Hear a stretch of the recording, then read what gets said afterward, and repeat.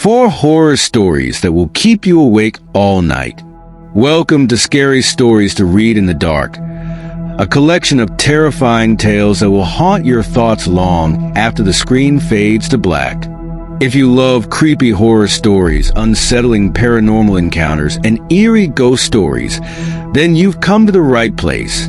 Tonight, we bring you 4 chilling stories that will test your nerves and make you question what lurks in the shadows. Are you brave enough to keep listening? The Whispering Shadows. A woman moves into a house with a tragic past, only to find herself tormented by something that refuses to rest.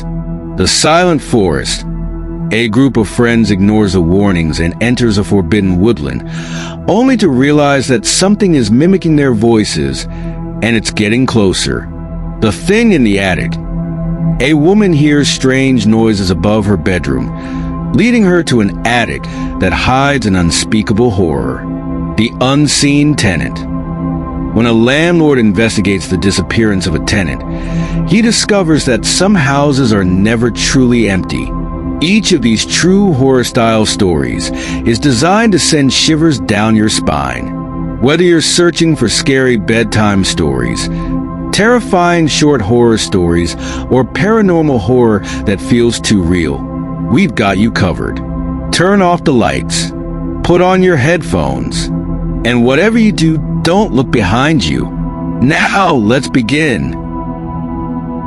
The Whispering Shadows, a supernatural horror novel. Chapter 1. The House on Black Hollow Lane. Lisa Monroe had never believed in ghosts. Growing up, she had always dismissed the idea of spirits and hauntings as superstition. Ghost stories were just that, stories. So, when she saw an online listing for a Victorian home at an unbelievably low price, she didn't hesitate.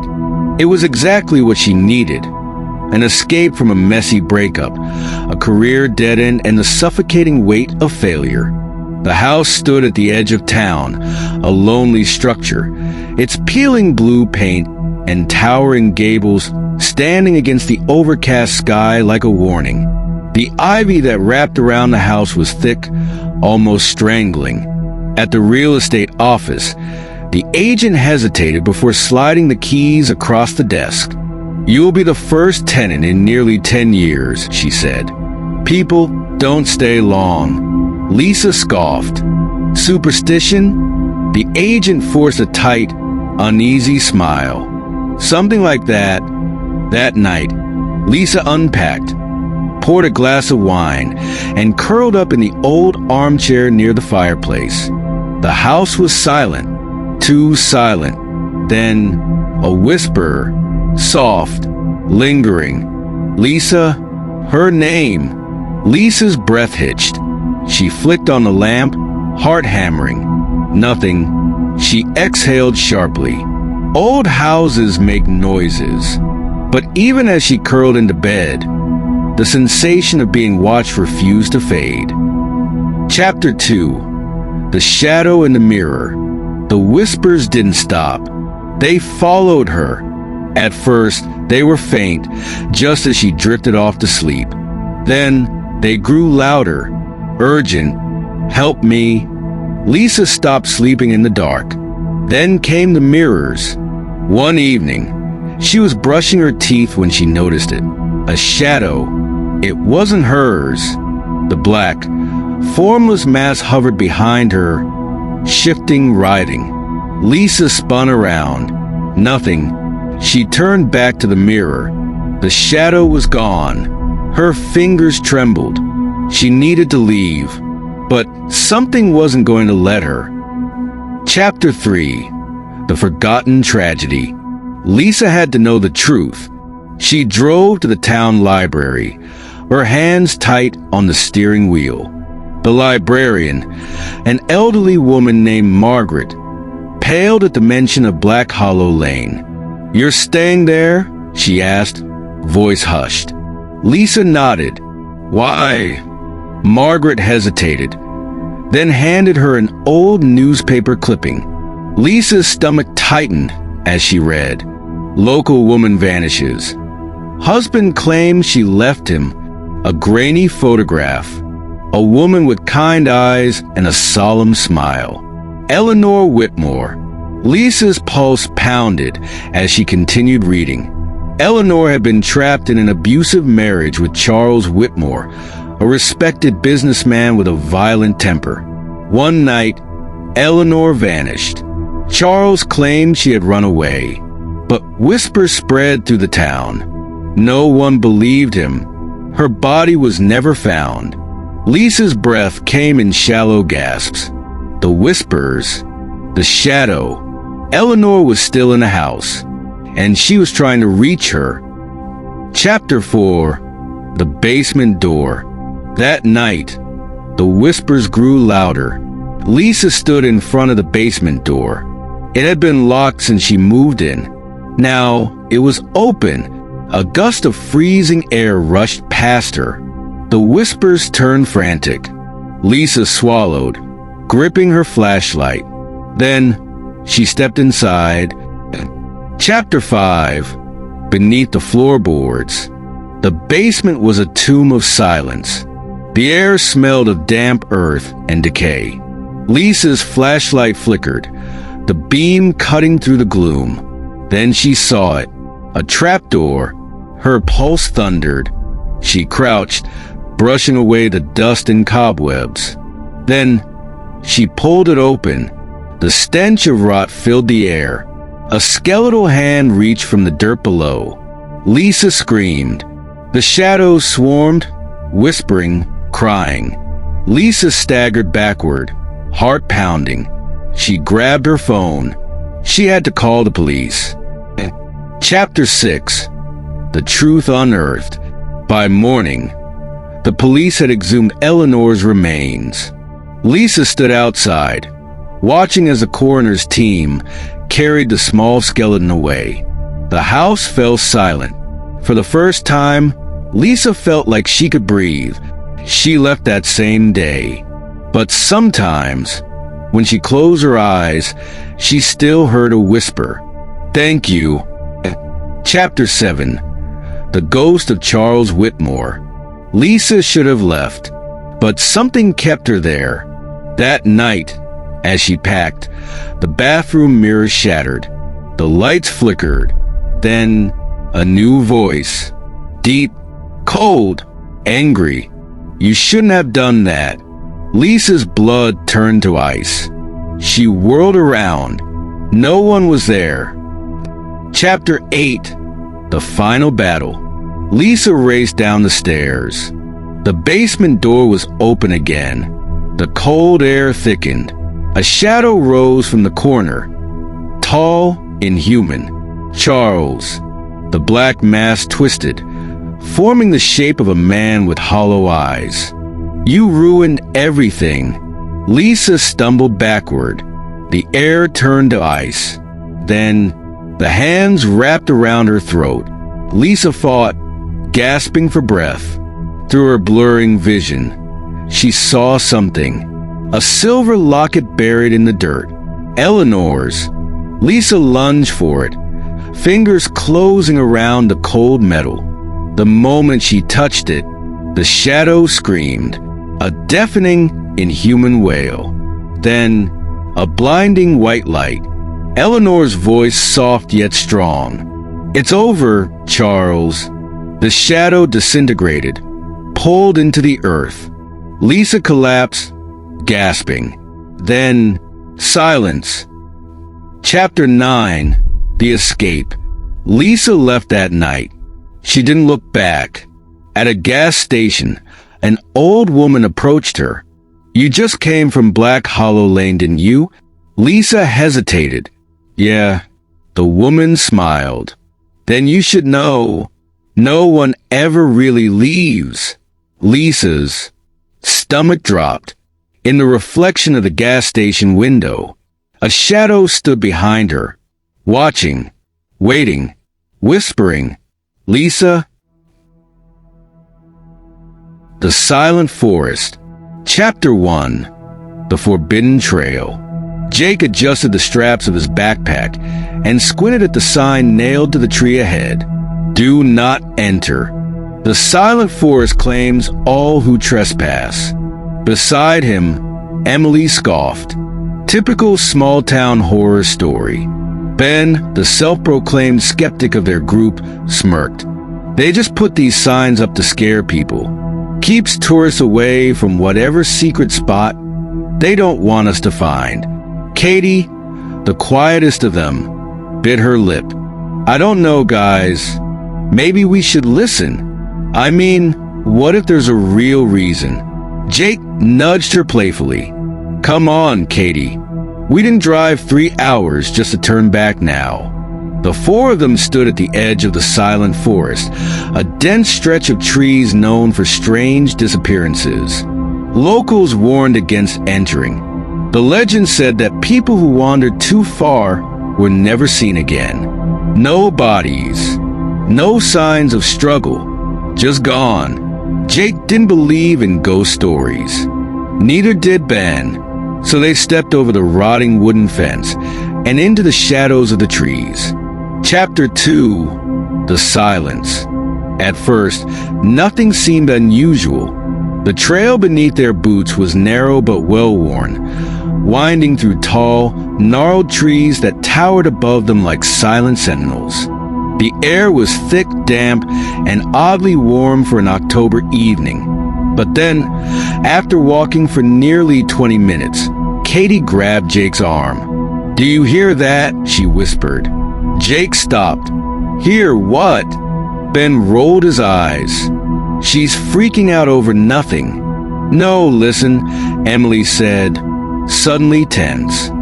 And that's when Jake noticed it. Or rather, the lack of it.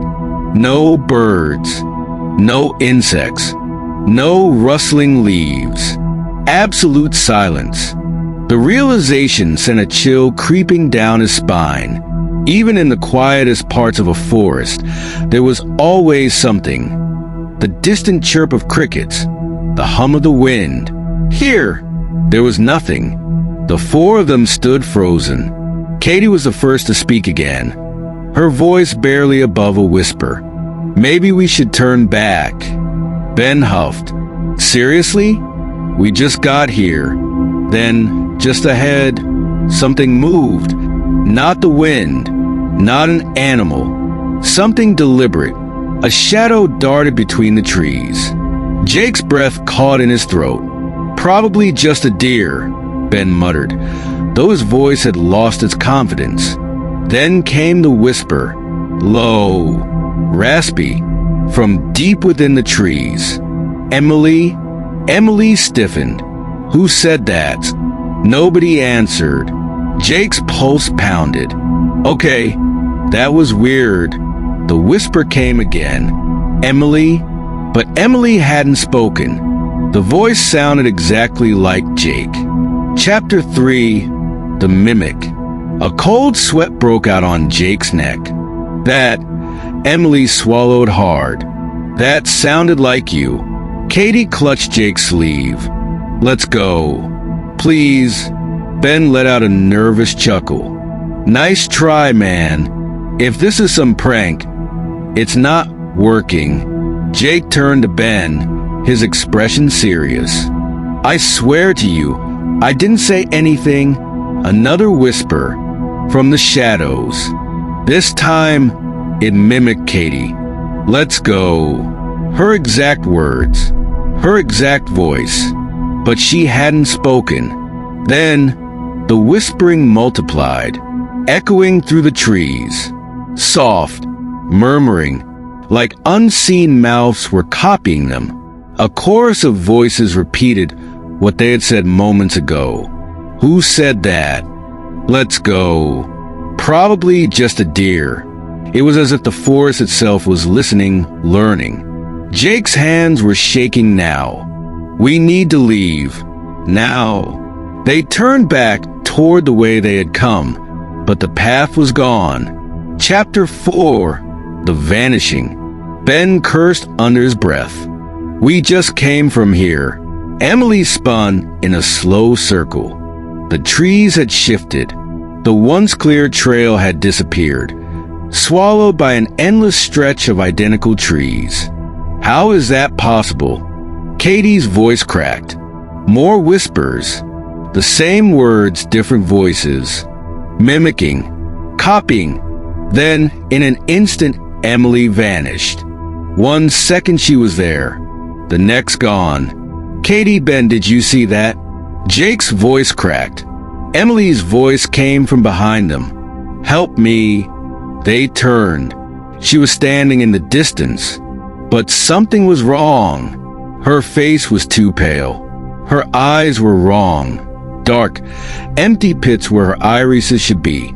And she was smiling. Help me, she whispered again. The same words, the same tone, but the wrong Emily. Jake took a step back. That's not her.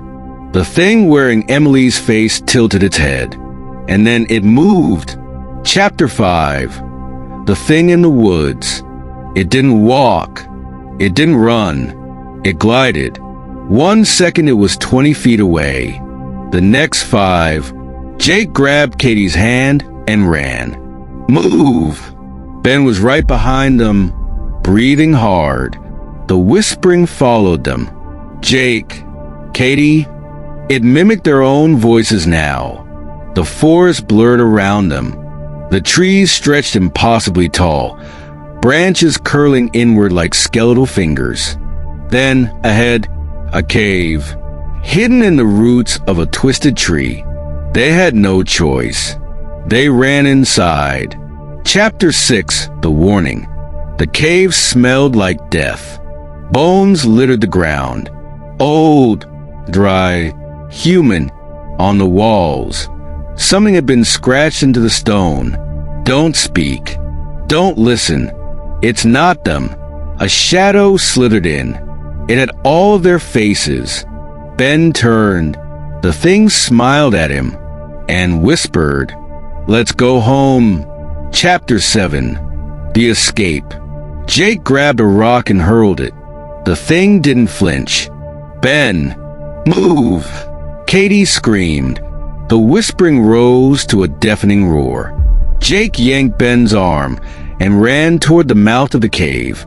The forest was wrong. The trees twisted, contorted. The sky bled into an unnatural shade of black.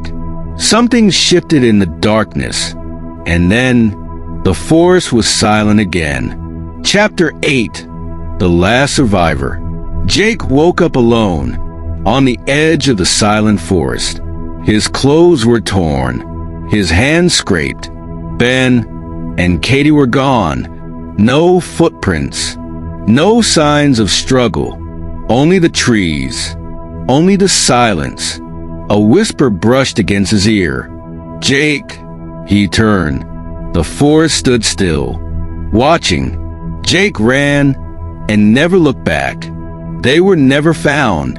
The silent forest kept its secrets. The Unfinished Call. Chapter 1. The First Call. 11:47 p.m. Daniel sat alone in his dimly lit apartment, scrolling through his phone. The TV was on, humming quietly in the background, but he wasn't paying attention. The glow from the screen cast eerie shadows across the walls, flickering in rhythm with the streetlight outside. Then his phone rang. Unknown number. His thumb hovered over the screen. He never answered calls from numbers he didn't recognize. But something about this one made his stomach twist. The ringing continued, each tone feeling more urgent than the last. Against his better judgment, he pressed answer. Static. A faint crackling noise, like an old radio barely picking up a signal. Then a whisper. Don't go outside. Daniel sat up straight. Who is this? He asked, trying to keep his voice steady. Silence. Then, the whisper came again, more insistent this time. Don't go outside. The call ended. Daniel frowned, staring at the screen. His heart thumped against his ribs. A prank? A wrong number? Before he could process it, His phone rang again. Same unknown number. He hesitated, then answered. This time, the whispering had changed. It was no longer a warning. It was pleading. Please don't go outside. A sudden chill ran down his spine. The wind outside his window died completely. The usual hum of passing cars, the distant chatter of night owls, even the buzzing of the street lamp, all of it vanished. The world had gone silent. Then the street light flickered, and he saw it, a figure standing on the pavement. It was staring directly at his apartment. Chapter 2. The Doppelganger. Daniel's pulse pounded in his ears as he moved toward the window. The figure outside was standing completely still, bathed in the flickering glow of the street lamp. His stomach clenched. It was him. Same tousled brown hair. Same faded hoodie. Same way he stood with his shoulders slightly slouched. But something was wrong. Its eyes were empty. Black pits where there should have been irises. Then, as the light flickered one last time, it smiled. Daniel stumbled backward. His hands felt clammy as he reached for his phone. He needed to call anyone, but before he could, his screen lit up. Unknown number. Another call. His shaking fingers hovered over the answer button. This time, he heard himself speaking before he even picked up. If you see it, run. His breath hitched. He spun back toward the window. The figure was gone. Then, a knock at the door. Chapter 3. The Final Warning. Daniel's chest tightened. The knocking was slow, deliberate. Thump, thump, thump. He took a step toward the door, then hesitated. His phone vibrated again. Another call. His own voice spoke through the speaker, but now it sounded urgent. Whatever you do, don't let it in. His knees nearly buckled. From the other side of the door, a voice called out. His own voice. Daniel, it's me. Let me in. He clapped a hand over his mouth to stifle a whimper. The door handle twisted. Then, from inside the apartment, a whisper. Don't let it see you see it. Daniel's blood turned to ice. The voice hadn't come from the phone. It had come from behind him. Chapter 4. The Thing in the Dark. Daniel spun around. His apartment was small, barely any space to hide, yet a shadow stretched across the floor. Something else was in here with him. His breaths came fast and uneven. His eyes darted toward the kitchen. The light above the sink flickered, casting long, moving shapes across the walls. Then, the whisper again. Don't let it see you see it. His phone slipped from his grip, landing with a dull thud. The knocking at the door had stopped. Silence. Then, his own voice, right behind him. Daniel. He turned, unable to stop himself. And for the first time, he saw it. The thing that had been waiting in the dark. It looked like him, but its smile was too wide. Its teeth were too sharp, and its eyes were completely wrong. Chapter 5. The Hollow Man. Daniel's instinct screamed at him to run, but his body wouldn't move. The thing wearing his face cocked its head, as if studying him. Then it whispered, "Your place is empty now." A sickening realization washed over him. It wasn't just mimicking him, it was replacing him. His phone buzzed one last time. The screen was cracked, barely visible through the jagged glass. A message flashed across it. Unknown number. It's too late. Daniel opened his mouth to scream, but no sound came out, because his voice wasn't his anymore, and neither was his body. Epilogue. The Unfinished Call. The next morning, Daniel went to work. He greeted his co-workers, laughed at jokes, ate lunch at his usual spot. But Mark, his closest friend, noticed something off. "Hey, Dan," Mark said hesitantly. "You all right?" Daniel turned, smiled, didn't blink, and then that night, Mark's phone rang. Unknown number. A whisper crackled through the static. "Mark, please don't let it in." Mark's breath hitched. Then a knock at the door. Slow, deliberate, and outside, Daniel, smiling and not blinking. The cycle continues. Somewhere in a dark, empty place, a man was screaming. A man who had once been Daniel. Trapped, forgotten, watching through the glass as something else lived his life.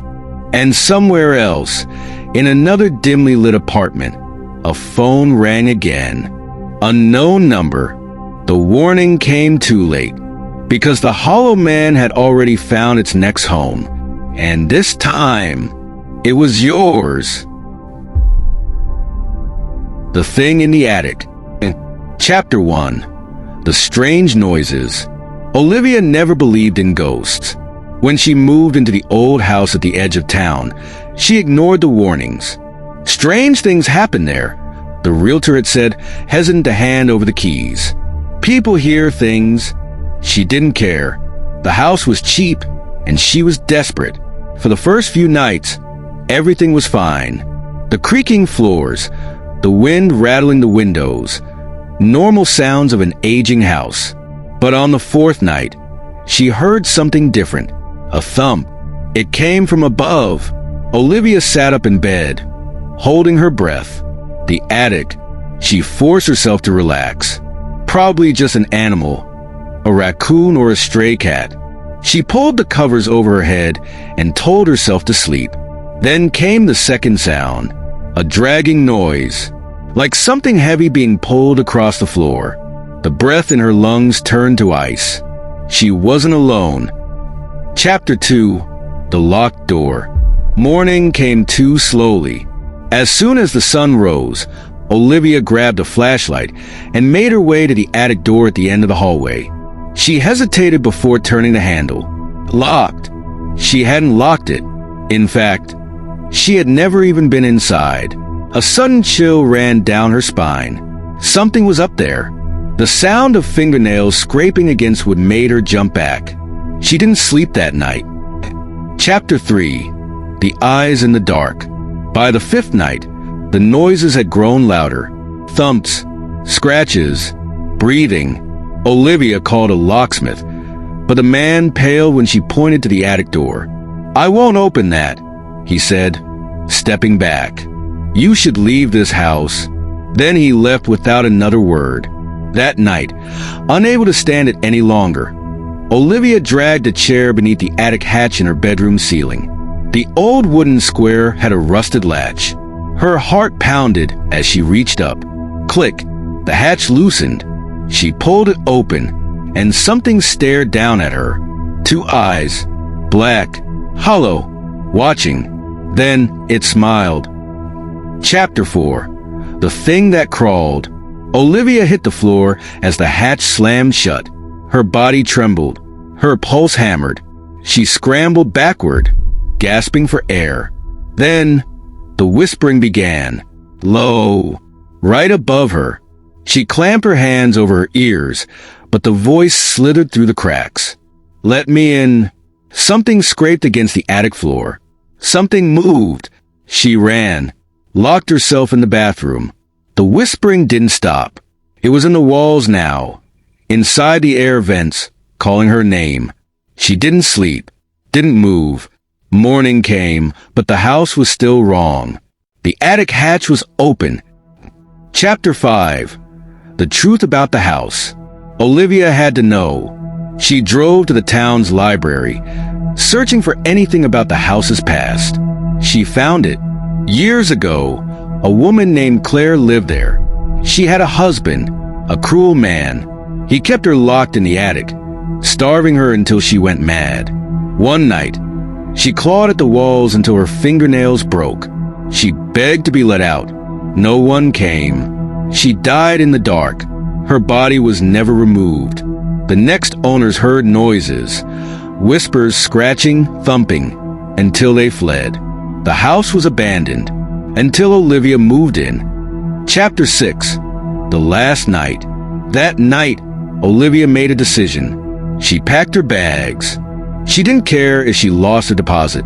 She was leaving, but the house didn't want her to go. The attic door burst open. The air turned freezing cold, and she saw it. A figure crawled from the darkness, thin, broken, its fingers twisted at odd angles, nails split and jagged. It whispered, "Let me in." Olivia turned to run, but something grabbed her ankle. She screamed. Chapter 7. The Empty House. The house sat silent. A week later, the landlord came to check on the new tenant. He knocked. No answer. The furniture was still there. Olivia's clothes, her purse, her keys untouched. But the attic hatch hung open, and the house was quiet again. Too quiet, like it was waiting for someone else. Chapter 8. The Landlord's Discovery. Mr. Whitmore, the landlord, hesitated before stepping inside. The house smelled stale, the kind of stillness that came when something had been untouched for too long. Dust had already begun to settle over the furniture, but Olivia's suitcase remained by the front door, half-zipped, clothes spilling onto the floor. His fingers twitched. Something was wrong. "Miss Harper," he called. Silence. A gust of cold air snaked through the hallway, carrying a faint whisper. "Let me in." The sound sent a chill up his spine. Swallowing his unease, Mr. Whitmore stepped further inside. The house had always been difficult to rent, and now he was beginning to remember why. His eyes drifted upward. The attic hatch was open. A single, heavy breath echoed from within. He backed away. That's when he heard it. A slow, dragging sound from above. Something was up there. Chapter 9. The Dark Inside. Mr. Whitmore should have left. Should have turned on his heel and never come back. But he didn't. Instead, his trembling fingers reached for his phone. With a deep breath, he dialed Olivia's number, straight to voicemail. His pulse thumped in his ears. "Miss Harper, if you're in here, you need to let me know." The whisper came again, this time from behind him. "Let me in." The air turned thick, pressing against his lungs like unseen hands. The temperature plummeted. He could see his breath. And then a creak, slow, deliberate, coming from the attic. His stomach twisted as he forced himself to look up. A hand dangled from the opening, thin, pale, fingers bent at unnatural angles. And then it moved. Chapter 10. The Unseen Tenant. Mr. Whitmore bolted. He sprinted for the door, his heart hammering so hard he thought it might burst. His fingers fumbled for the knob. Locked. He twisted and yanked, but it wouldn't budge. The whispering returned, curling around him like a fog. "Let me in. Let me in. Let me in." A sound from the attic. A thump. A shuffle. Then another thump. Something was crawling down. His breathing hitched. He refused to turn around. The thing in the attic was getting closer. He could feel it. Then, silence. He squeezed his eyes shut. A hand landed on his shoulder. He screamed. The front door burst open. He stumbled onto the porch, gasping for breath, falling onto his hands and knees. When he dared to look back, the house stood still. The attic hatch was closed. The whispering had stopped. And yet, deep inside, something was waiting, watching, hungry. Chapter 11. The Final Warning. Mr. Whitmore sold the house the next day. No explanations, no paperwork, just a for sale sign nailed to the dead oak in the yard. No one asked questions. The town already knew. By the next month, a new tenant arrived. A young couple, excited about their fresh start. They never noticed the attic hatch, slightly ajar. They never heard the whispers. Not at first, but the house was patient. It always was. And when the time came, it let itself in. The warning has been given, but will you listen? You've just heard one of the most terrifying horror stories. A tale of doppelgangers, eerie phone calls, and something lurking just beyond the door. But now, I have to ask, what would you do if your phone rang in the middle of the night and your own voice whispered, "Don't go outside"? Let me know in the comments. Would you answer, ignore it, or run? Your response might just be the next horror story waiting to happen. If you love #scary stories, #horror narrations, and #creepy tales, make sure to like, subscribe, and turn on notifications so you never miss a new story. Share this video with someone who thinks they're brave enough to handle it. Let's see if they can sleep tonight. Until next time, keep your phone on silent. And whatever you do, don't let it in.